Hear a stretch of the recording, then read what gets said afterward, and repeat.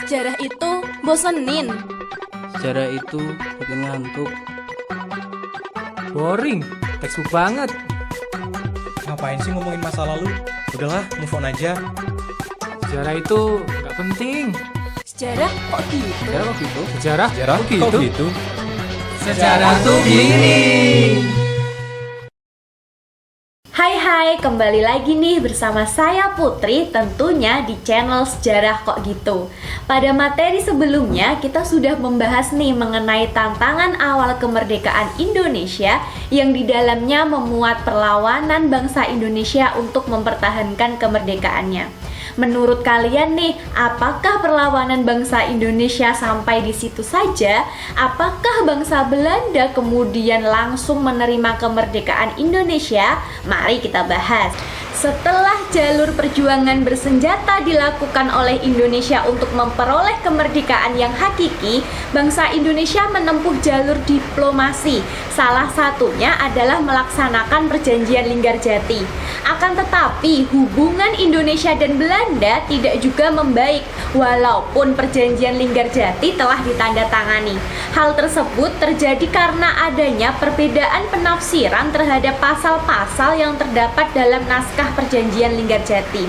Dengan adanya perbedaan penafsiran tersebut dijadikan alasan Belanda untuk mengadakan agresi militer pertama, yakni pada tanggal 21 Juli 1947. Dalam waktu singkat, Belanda telah berhasil menerobos garis pertahanan Republik Indonesia. Pasukan-pasukan Belanda bergerak dari Jakarta dan Bandung untuk menduduki Jawa Barat dan dari Surabaya menduduki Madura dan ujung timur. Gerakan pasukan yang lebih kecil mengamankan wilayah Semarang. Dengan demikian, Belanda menguasai semua pelabuhan di Jawa. Di Sumatera, perkebunan-perkebunan di sekitar Medan, instalasi-instalasi minyak dan batu bara di sekitar Palembang dan Padang juga diamankan. Hal ini mengakibatkan pasukan Republik Indonesia bergerak mundur. Adanya agresi militer Belanda yang pertama telah menimbulkan reaksi dari berbagai negara di dunia. Hal ini menyebabkan Dewan Keamanan PBB membentuk sebuah komisi jasa baik yang kemudian dikenal dengan Komisi Tiga Negara atau KTN. KTN inilah yang berhasil mempertemukan Indonesia dan Belanda dalam sebuah perjanjian, yakni Perjanjian Renville. Nah, apakah setelah Perjanjian Renville terlaksana, kemudian konflik antara Indonesia dan Belanda selesai? Ternyata tidak. Pada tanggal 18 Desember 1948 di Jakarta, Dr. Bell, wakil 3 mahkota Belanda, dalam pidatonya mengatakan bahwa Belanda tidak terikat lagi atas perundingan Renville. Setelah Belanda mengeluarkan pernyataan tersebut, kemudian Belanda membombardir lapangan terbang Maguwo yang sekarang kita kenal dengan nama Bandara Adi Sucipto di Yogyakarta. Kemudian Belanda juga menggempur kota Yogyakarta dan dalam waktu yang singkat berhasil merebut kota Yogyakarta yang menjadi ibu kota RI. Para pemimpin Indonesia, yaitu ada Presiden Soekarno, kemudian Dr. Andes Muhammad Hatta, dan pejabat lainnya ditangkap. Presiden Soekarno diasingkan ke Prapat, kemudian Dr. Andes Muhammad Hatta diasingkan ke Pulau Bangka. Namun, sebelum Belanda datang, Presiden Soekarno telah mengirimkan radiogram yang berisi mandat kepada Menteri Kemakmuran yang pada saat itu dijabat oleh Syafruddin Prawira Negara untuk membentuk Pemerintah Darurat Republik Indonesia atau PDRI yang ada di Bukit Tinggi. Dan kemudian apabila perintah tersebut gagal dilaksanakan, Mr. A.A. Marawis, kemudian ada Dr. Sudarsono dan L.N. Palar yang sedang di India diperintahkan untuk membentuk pemerintah pelarian di sana. Ternyata PDRI berhasil dibentuk.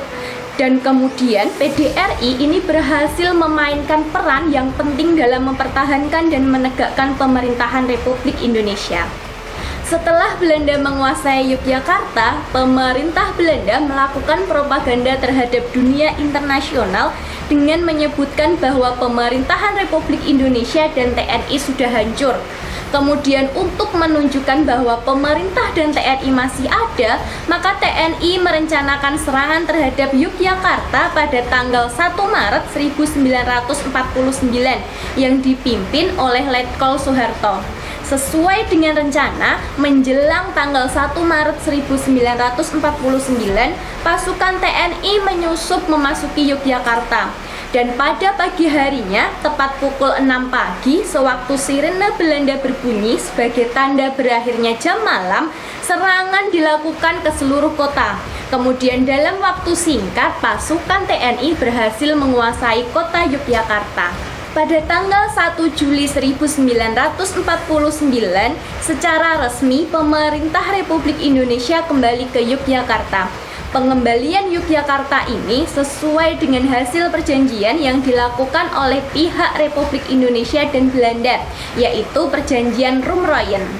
Setelah perjanjian Roemen, bangsa Indonesia menyelesaikan masalahnya sendiri dalam sebuah konferensi yang dikenal dengan Konferensi Inter-Indonesia.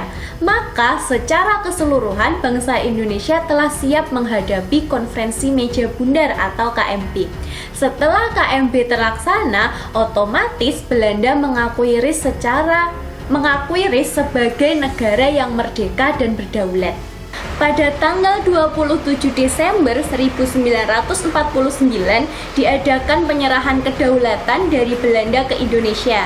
Delegasi Belanda dipimpin oleh Muhammad Hatta dan dari Belanda dipimpin oleh Ratu Juliana dan Perdana Menteri Willem Drees. Kemudian di Indonesia serah terima dilakukan antara Sultan Hamengkubuwono ke-9 dengan AHJ Loving selaku wakil tinggi mahkota Belanda. Setelah RIS menerima pengakuan kedaulatan, banyak negara-negara bagian yang kembali ke RI. Pada bulan Mei, RIS menyisakan RI, NIT, dan NST. Wakil-wakil dari negara bagian tersebut kemudian mengadakan konferensi dan pada tanggal 19 Mei 1950 disetujui sebuah piagam persetujuan yang berisi kesediaan bersama membentuk NKRI.